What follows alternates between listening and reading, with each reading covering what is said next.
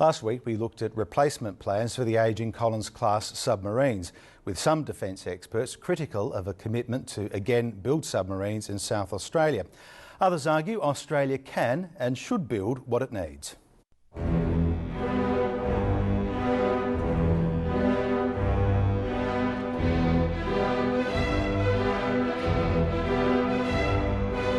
It may seem an unlikely place, but the resource-rich seas off WA were the inspiration for Australia's own submarine. Back in the early 80s, after I'd been involved in the offshore platforms for the Northwest Shelf, I decided that if we could design and build those big structures in that harsh environment, that we could build submarines in Australia, so I went on a campaign.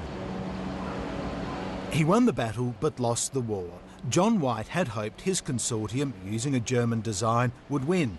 Instead, the contract went to a competitor using a Swedish design. The Collins class was born, and John White went on to reform the Williamstown shipyards in Melbourne. But he has never lost his commitment to Australian-built submarines, and this is how the industrialist thinks the next generation might unfold. We will have to do the design ourselves to suit.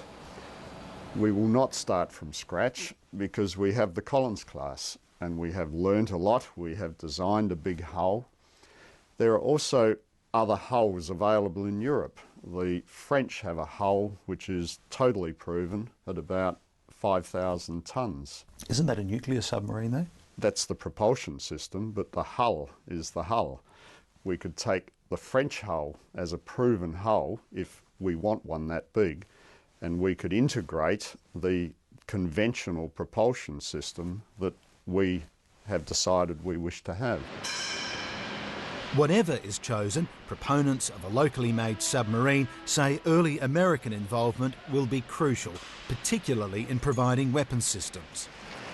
I think our new submarine should be conceived with one of its principal purposes to add value to the Australian-US Defence Alliance, and therefore should, as much as possible, be complementary to US capabilities. Time, though, critics contend, is the great enemy of Australia's ability to do that with a domestically designed and built submarine. Dr Ross Babbage says the process will be fraught with risk, time and cost blowouts and failures. It will be decades, he says, before a full working contingent of local submarines are delivered, leaving the nation with a capability gap. Frankly, this is ridiculous.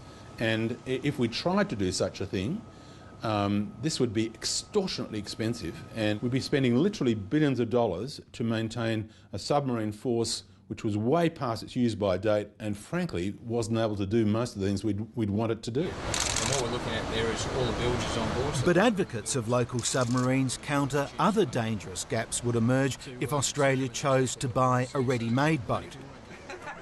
Robert Hill was Australia's Defence Minister in the 1990s. Next year he'll be part of a US Studies Centre examination of just what sort of submarine Australia needs. He sees some huge strategic advantages with locally made. Navies traditionally developed their own because, firstly because it's got to fit within their operational parameters, and secondly because you need to maintain and further develop the submarine over the course of its life. Set against that always, though, is the need to have the ability to maintain and support repair, particularly repair battle damage, or build more of these if Australia is threatened at very short notice in country. Submarines, they argue, are not just products, they are an ability. Having them is not only about protecting what you have, but also about what you want to be. John White believes the Collins project helped change the Australian workforce and economy. People building the NBN, I would guarantee there are some who will have worked on the Collins-class project or the Anzac project or the Minehunter project. These people will be proliferating right through the mining sector on these fantastic big investment projects that are so important to our economy. They are great training grounds for highly skilled people right across the spectrum.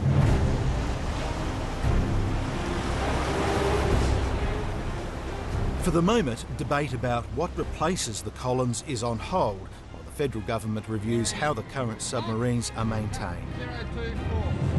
For those who want this country to build a Collins Mark II, the first one's reputation as a troublesome, expensive beast, be it deserved or not, is a constant battle. Down to the boards.